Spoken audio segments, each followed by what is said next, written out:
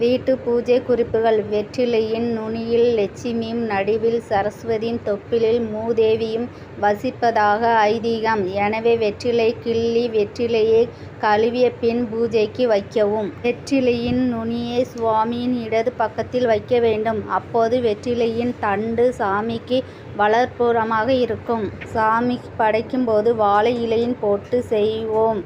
இவ்வாறு வாழை இலை போடும்போது வாழை மரத்தில் இருந்து நறுக்கிய பகுதி சுவாமி படத்தின் வலது பக்கம் வர வேண்டும். மாலையில் வீட்டில் விளக்கேற்றும் முன் அன்னதானம் செய்யுங்கள். விளக்கேற்றிய பின் தானம் செய்யக்கூடாது. நமது வேதங்களில் உள்ள ஆன்மீக வழிகாட்டல் சுலோகங்களையும் நல்ல நடத்தைகளையும் குழந்தைகளுக்கு கற்றுக் கொடுங்கள்.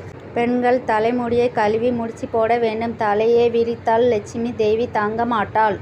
பூஜை செய்யும் போது சிலைகளின் பாதம் மற்றும் முகத்தை மலர்களால் மூடக்கூடாது. முகம் மற்றும் பாதங்கள் திறந்திருக்க வேண்டும்.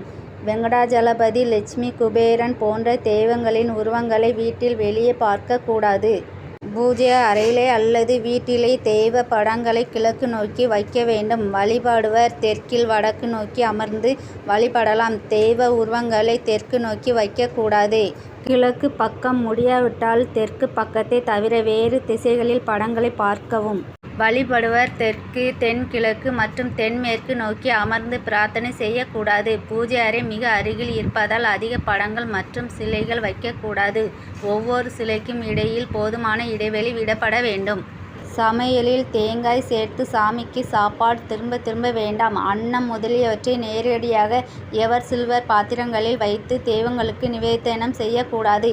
இலையோ பானையில் போட்டு சாப்பாடு போடலாம். திங்கட்கிழமை அன்று பஞ்சால் செய்த விளக்கை கையால் தொடக்கூடாது. வீட்டில் கோலம் போடாமல் விளக்கு ஏற்றாமல் கோவிலுக்கு செல்லக்கூடாது. எரியும் விளக்கில் எண்ணெய் அல்லது நெய்யை கையால் தொட்டு பின் தலையில் தேய்க்க வேண்டாம். சாமி படங்களில் காய்ந்த பூக்களை விடாதீர்கள். விஷ்ணுவை வணங்கிவிட்டு திரும்பும் போது நம்முடன் லட்சுமி தேவி நம் வீட்டிற்கு வருவாள் என்பது ஐதீகம். எனவே விஷ்ணு கோவிலில் இருந்து வீடு திரும்பும் முன் அங்கே உட்கார வேண்டாம்.